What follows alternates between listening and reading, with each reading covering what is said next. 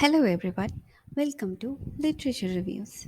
From the day we were born to the present day, we might have been to many different places. Near and far, these adventures might have brought us many sweet memories that we will carry with us for a lifetime. Now, take a look at this picture. This is the book cover of a famous travel themed book written by Daniel Defoe, a famous English writer. The Life and Adventures of Robinson Crusoe. It tells us the tale of a man traveling aboard a ship. The ship he was traveling in went to a dreadful storm and it sunk. And being shipwrecked, he came ashore on dismal, unfortunate island which he called the Island of Despair. Now, my dear friends, can you imagine how he might be feeling all lonely in those secluded island? He's all alone, he doesn't have anyone with him, he doesn't have any provisions, and he can't get out of there. Do you think that you would be able to handle it? Imagine that you are in this position. What would you do? Will you be able to stay calm in such a disaster situation? You will have no one to turn to. You will be all alone, and even at night it will be very cold. And let me ask you, does anyone know how to make a fire? In this picture, we can see that Robinson Crusoe is on an island and there he has lit a small fire. But how many of us know how to lit a fire? And even if we did, do you think that you will be able to survive in such an island for so many days?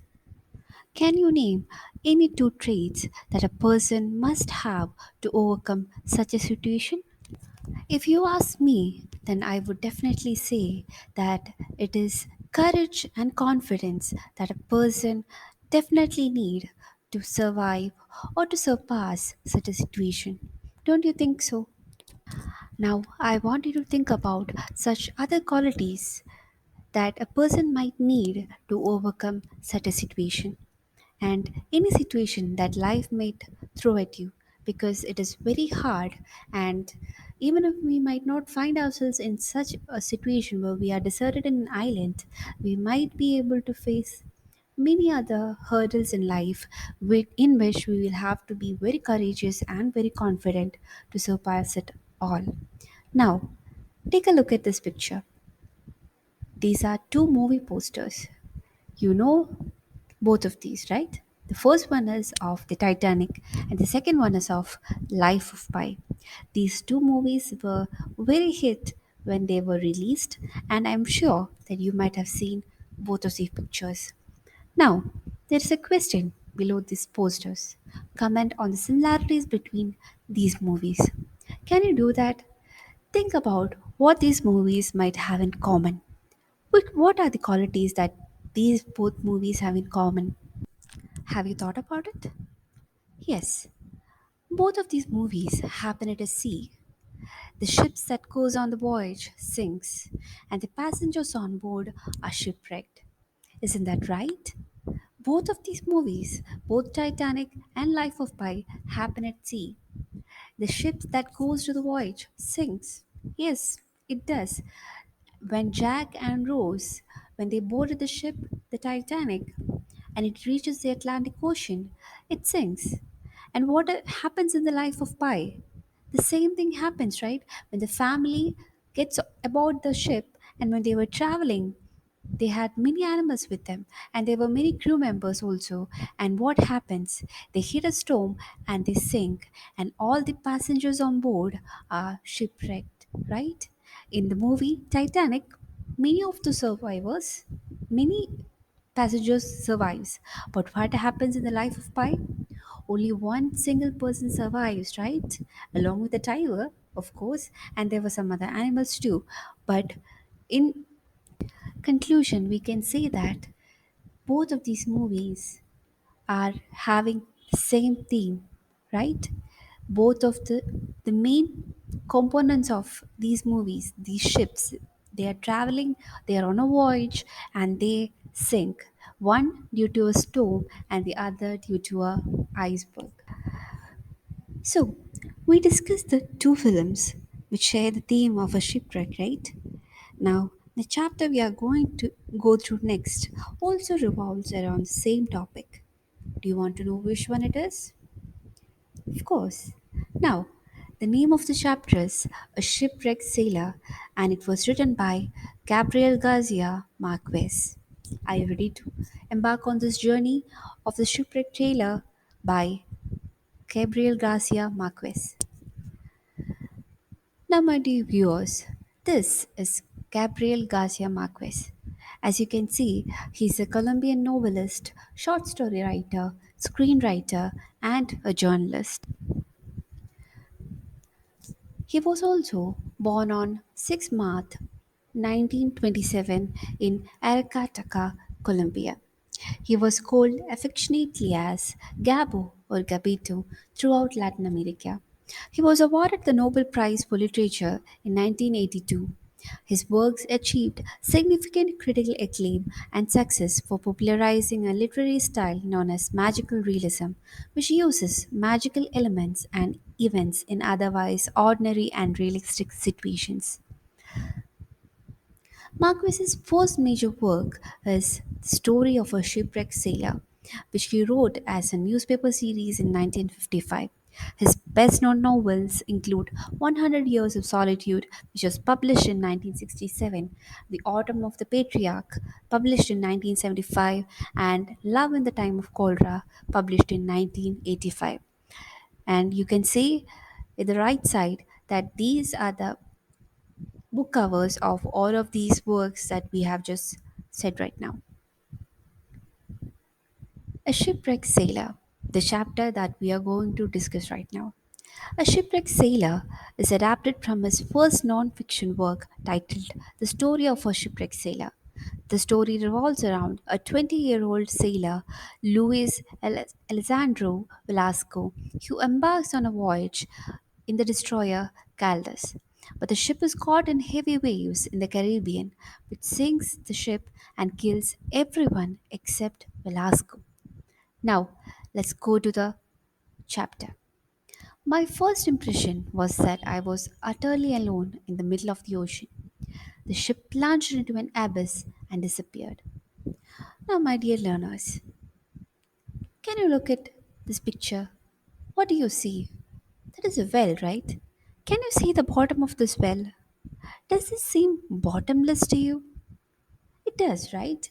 We cannot see the bottom of this well, but we can see the opening of it, but we can see how deep it does go, right? Now, can you tell me a term that can be used instead of bottomless or a very deep space? Do you know? We can use the term abyss. It means a deep or seemingly bottomless space. For example, we can use the term abyss in the sentence, a rope led down into to the dark abyss. You see, abyss means a deep or seemingly bottomless space. Now, continuing with the chapter, I had no idea what was happening. I took hold of one of the bobbing crates and stupidly began to contemplate the sea. It was a perfectly clear day, except for the choppy waves produced by the wind and the cargo scattered across the surface. There was no evidence of a shipwreck. Soon I began to hear shouts nearby. Through the sharp whistling of the wind, I recognized the voice of Giulio Amado Caraballo, the tall, well built officer who was yelling at someone. Fatso, hold here. Now, what was the first impression of a Velasco? That he was utterly alone in the middle of the sea. The ship had plunged into an abyss. What was an abyss? An abyss means a bottomless pit, right? It felt as if the Velasco felt as if the ship had plunged into an abyss, and he had no idea what was happening. He took hold of a bobbing crate. Now, my dear children, take a look at this picture. What do you see? You can see a plastic container. It is transparent and there is some water in it, and you can also see a ball which is immersed in it. Now, can you imagine what might happen if I move or shake this container? Yes, the water will move, right? And the ball will also start move. What will happen to the move? Sorry, what will happen to the ball? It will move, right? Now, do you know the motion in which the ball might be moving in? Do you know the term that can be used to mention in which movement that the ball is moving in? We can say that it is bobbing. Okay, to move up and down with short regular movements, especially on water that is rising and falling. When we move the water in the container, it will start to rise up and down, and the ball will move as if it is bobbing in the water. Let's take a look at an example. The little boat bobbed up and down on the waves, right? Now, back to the chapter. Except for the choppy waves produced by the wind and the cargo scattered across the surface, there was no evidence of a shipwreck. Soon I began to hear shouts nearby. He could hear the shouts of his fellow mates. Through the sharp whistling of the wind, I recognized the voice of Giulio Amado Carabello, the tall, well built officer who was yelling at someone. Fatso, hold there.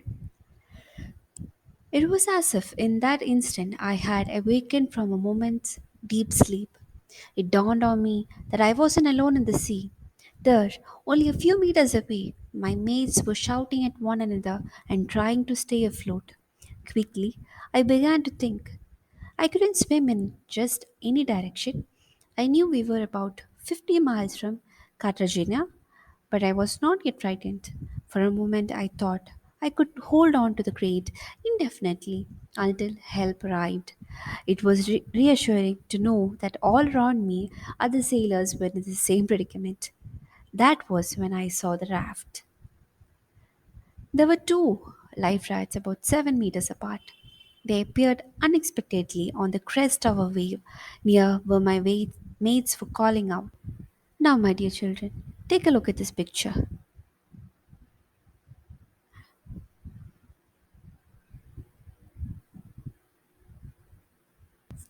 You can see in the thumbnail of this video that a very big wave is forming, right? And there is a surface down there. And do you know the term that can be used to name the highest surface part of the wave? The toppest part of the wave? Do you know what it is called as? It is called as a crest, the highest surface part of a wave. We can use this term in a sentence like, the surfers were riding in towards the beach on the crest of waves. Now, on with the chapter. It seemed odd that none of them could reach the life rafts. In an instant, one of the rafts disappeared from view. I couldn't decide. I found myself swimming towards the one I could see, which was moving farther away from me. I swam for about 3 minutes. I lost sight of the raft momentarily, but I was careful not to lose my bearings. Suddenly, a rough wave pushed the rafts alongside me. It was huge, white, and empty. I struggled to grab the rigging and jump aboard. I made it on the third try. Once on the raft, panting, whipped by the wind, immobilized and freezing, I found it hard to sit up. Then I saw three of my mates near the raft trying to reach it. Now, my dears, we have read the beginning of an exciting story. The ship that Velasco and his mates were on somehow sank, and they were all out in the water. He didn't know what was happening at first, but then he gathered his courage and concentrated. He saw his shipmates. He also saw a life raft. He tried to jump aboard it. He could only succeed on the third try. And just then, he saw three of his friends trying to reach the life raft he was in. This is where we ended the story for now. Now, look at this last sentence. Then I saw three of my mates near the raft trying to reach it. Now, what if I rephrase that sentence to three mates of mine were trying to reach the raft? What difference can we find in these two sentences? Let's take a look at another sentence. Ray says that the pencil case is Ray's pencil case. Now, look at the second sentence. Ray says that the pencil case is his. What difference can you find in these two sentences? Yes, Here, in the first sentence, we can see that Ray says that the pencil case is Ray's pencil case. Here, the name Ray's pencil case is being repeated, right? That last part of the sentence, that phrase is being repeated. But take a look at the second sentence. Ray says that pencil is his. Here, this phrase, Ray's pencil case, is being shortened or is being replaced by the pronoun his, right? With just a single word, with just a single pronoun, we were able to replace a three worded phrase. Now, let's look at another examples. Read the bold sentences first. That house is our house. I have already bought my lunch. Have you bought your lunch? Now, take a look at the first sentence. That house is our house. Instead of saying this, we can say that a house is ours. We do not have to repeat the phrase our house. Instead of that, we can say or we can use the single pronoun ours. Now, what about the second sentence? Instead of saying, I have already bought my lunch, have you bought your lunch? We can say, I have already bought my lunch, have you bought yours? We can use yours, the pronoun yours, instead of have you bought your lunch, right? Now, take a look at these pronouns. We used his in the first sentence, then ours in the second sentence, and yours in third sentence. Do you know what kind of pronouns these are? Yes, these pronouns are possessive pronouns. Now, possessive pronouns are pronouns that are used to show your possession or ownership of someone or something. They indicate that they belong to that particular person and no one else. In sentence, he has his problems and I have mine. Here, mine refers to my problems and no one else's. It shows possession. And in the sentence, they want to buy the house next door to ours. Here, ours refers to our house. It shows possession. It shows that it is my house and no one else's. So, my dear children, in English, there are six possessive pronouns in total. They are mine, yours, ours, his, hers, and theirs. Now, it is easily confused with possessive determiners as well. Do you know what possessive determiners are? Possessive determiners usually come before a noun, but we use possessive pronouns instead of a noun. Possessive determiners can be, for example, possessive determiners are my, your, their, etc.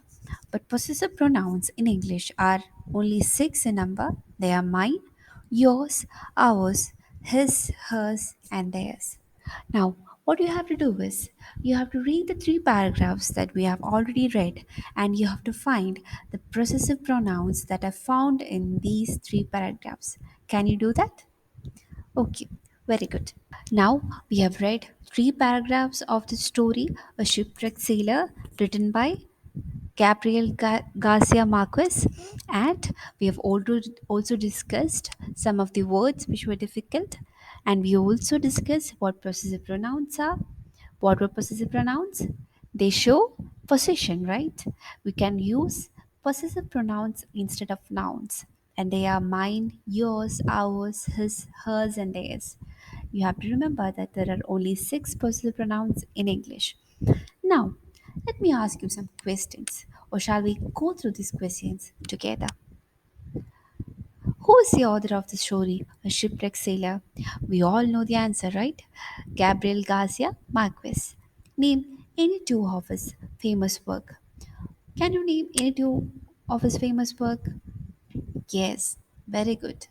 Love in the Time of Cholera and 100 Years of Solitude. Which literary style of his writing did he popularize? Do you remember that one? It was magical realism.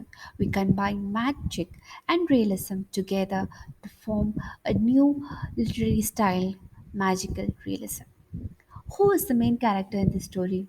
Do you remember? It was Velasco. How old was he? He was 20 years old. And what happened to the ship he was traveling on? Well, it doesn't actually specify, the author doesn't specify what actually happened.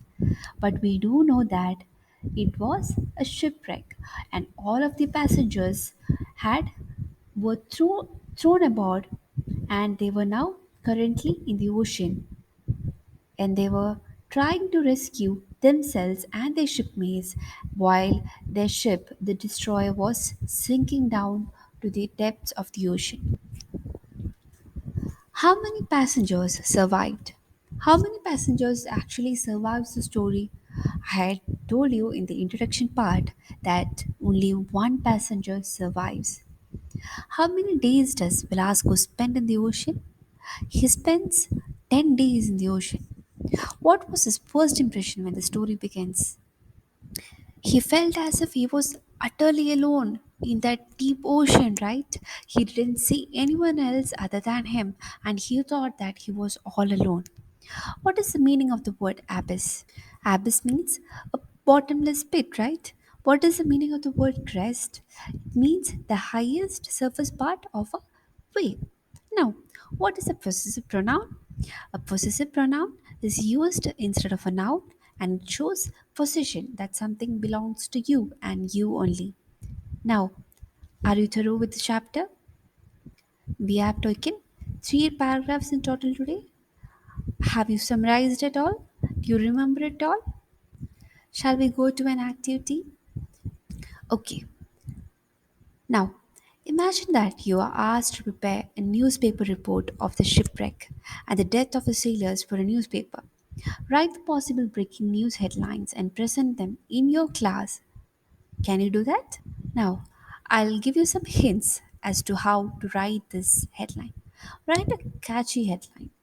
We should be able to catch the interest of the readers. You can add a subheading if you like to.